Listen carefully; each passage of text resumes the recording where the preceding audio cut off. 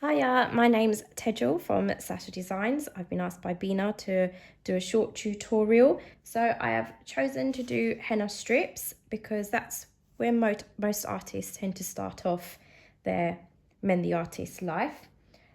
So I just want to go through, I'm just going to give you some tips on the flow of the henna strip, the direction, and also the placement. So to make it all flow nicely without any awkward gaps. So we're going to start off with something really simple. We're going to go through, have 3 elements in our strip: a flower, a paisley, a swirl. That's it. We don't need to overcomplicate the henna strip. Just keep to 3, max 4 elements. So we've got the flower, paisley, and swirl. First thing you want to think about is the direction of your henna strip. Now the standard direction is from the wrist to the fingertip. That's not to say you can't do anything else. I mean, you can, if someone asks for a simple henna strip, you might want to just go along the little finger, or might want to have 2. You might want one strip to go on this along the thumb and one strip to go along the index, whatever you prefer. For this example, I'm going to go the index finger. So actually just draw a faint line for the direction, so you keep within that line and you don't stray off. Another tip I'd say for beginners is to also have a boundary, which determines the width of your henna strip. So you don't want to go further, because sometimes this henna strip can end up being on one side or the other, or it can be very straight. So I'd suggest doing a border. Again, just a guideline. Hopefully you can see that. Now, it's not to say that you can't go over this line or over that line. It's just to help you with the shape of your strip, so it doesn't end up too straight, or you have bits coming off here and bits coming off there. So have this boundary, and you'll see how I place things within this boundary to get that nice shape. So we've got a flower, paisley, and swirl. I'm going to start off with the flower. It's not going to be my neatest because don't want to take too long. So the flower, the first element, I'm going to start on the middle point. So the first line that we drew, I'm going to start off right bang in the middle, which will help the rest of my elements flow.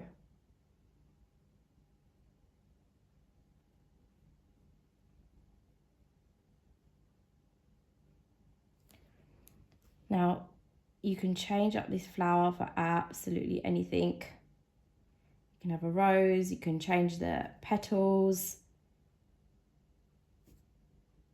It's not fixed.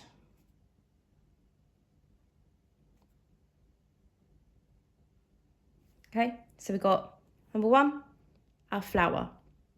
The next thing, paisley or the swirl, whichever. Now, the way I choose which side it should go on is which side has the most space. If it's in the middle, then I guess it doesn't matter. But if you've chosen to start off in the corner, if you've got slightly smaller space on this side, I suggest doing the swirl on this side and the paisley on the other, so you allow yourself plenty of space to do it. So I am going to go for the swirl on this side. Remember, we've got this boundary that we've done. I want to try and keep it within that, so to keep the shape of the strip.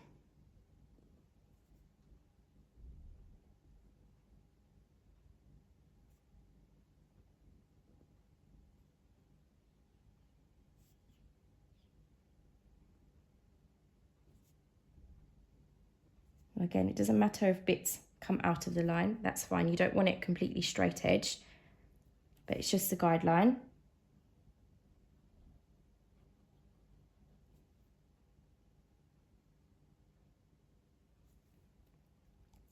So that's the first one done, second, and now we're going to do the third, paisley. So I'm going to start off within that line.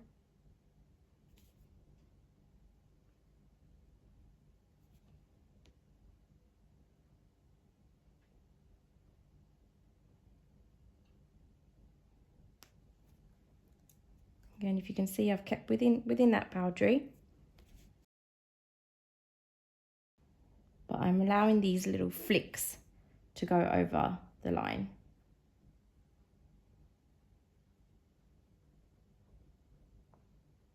I'm not going to fill in these shapes just yet, just to speed up the process. So the next thing, we've done a flower, swirl and paisley, and now I just go back to the flower. And I'm going to start it in a corner. It's always best to start off in these kind of corners rather than randomly starting in the middle of the space. Try and keep to the edges, because you want to build your elements side by side. You don't want to keep building on top of each other. Build them alongside. So stick to the guidelines. You've got the middle line and you've got the boundaries. You want to place the elements alongside each other, so keep going back and forth between the middle line. Now the next, you can choose to do the paisley or the swirl. I'm going to do the paisley first, because again, I want to make sure it fits in the space. Another thing, when you're doing the strips, alternate the side that the shape's on. So the paisley's on the left side, the first paisley's on the left side. So the second paisley you want to put on the opposite side. Just a lot more attractive that way.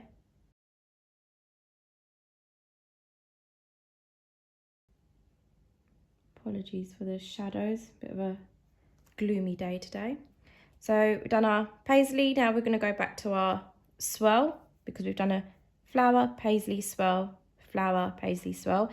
Again, make sure you start that swirl in this corner.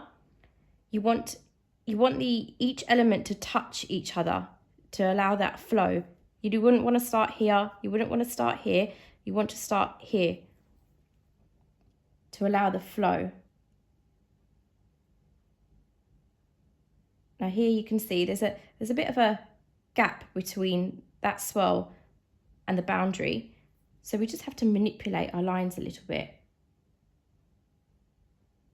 So rather than this line starting here, I'm just going to start it further, and the next one. Again, back to your flower. You can see a bit of a pattern here. Oops. I hate working on paper.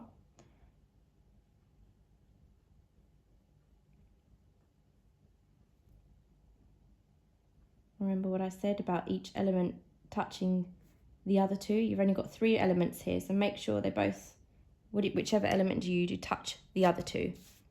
You can already see the flow, the direction. It's all going in one line, but it doesn't look blocky. So again, flip the paisley onto the other side.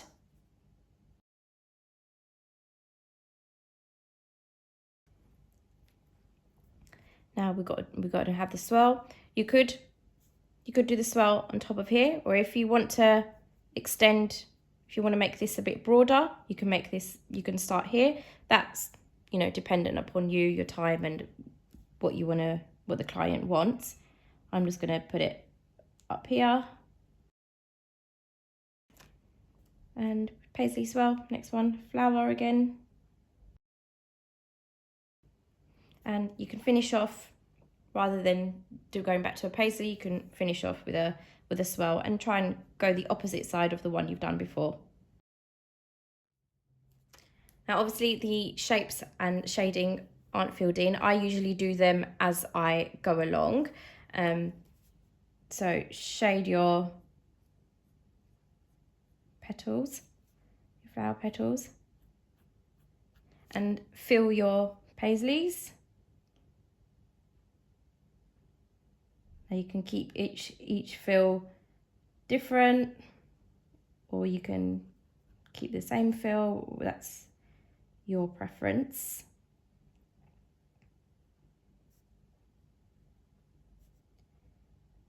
And my other tip would be to, once you've done the fills, to create some contrast in your work, which is really important.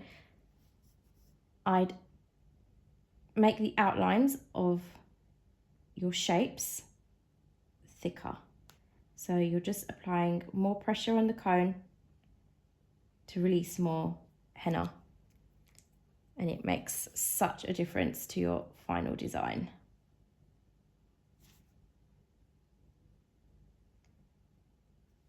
Now, if you want to change this strip for the next person, you might want to add a fourth element. That's simply replacing one of the flowers with a cluster of 3. Now it could be 3 roses or 3 kind of like swirl bumps. It could be 3 of anything. 3, for some reason, it's just more aesthetically appealing to have 3, but that's not a rule. If you want to have 2 or 4, you can have that. I just personally have a thing about doing 3. So say if we'd started off with this strip and we had four elements, you'd start off with a flower, then a paisley and a swirl. And then instead of going back to a flower, you'd do a cluster of 3. Then you do your paisley, swirl, and back to the first flower, and so on. And it actually just makes the henna strip look a bit more detailed if that's what your client would like. And that's the finished strip. Bit messy, apologies, but I've outlined the paisleys and the flowers a bit thicker. I've done the shading, and that's a finished strip. Now you can accentuate this strip a little bit, make it a bit more fancy if you'd like. So if you can see there's some little gaps in the corners. You can always add leaves or more petals. So where we put the swirl at the top rather than starting here, you know, some might think, oh, it looks a bit blank. Add some petals.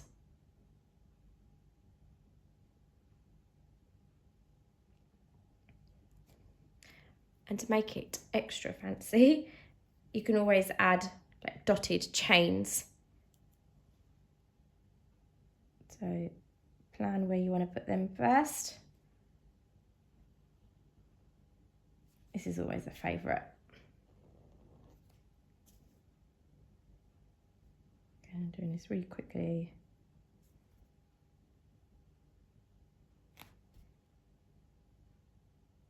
These are great designs to do for, say, the mother of the bride or sister, because you can make these detailed and bigger. So where the initial boundary was here and here, if someone asked you to do a fuller design, you don't have that much time, you know, make this boundary bigger, make the boundary here to here. Yes, you'll probably have to do more elements with the 4 elements to fill that up, but it's a quick design. It's not structured, so you don't have to worry about straight lines. You just have to think about the flow, and of course you can make it heavier by doing the fingers. Thank you so much for watching. I hope this has helped you, but if you do have any questions, you can contact me on my social media account, Sasha Designs by Tejal. Alternatively, email me and hopefully I can help you. The last thing, these 3, 2 of these are my favourite elements, roses and peacocks. I would love to see your creations. I would love to see you put them into strips in whichever kind of direction or placement. And if you can put them on Instagram for me to see, it'd be great to see if this session has been helpful. Again, thank you so much for watching. See you.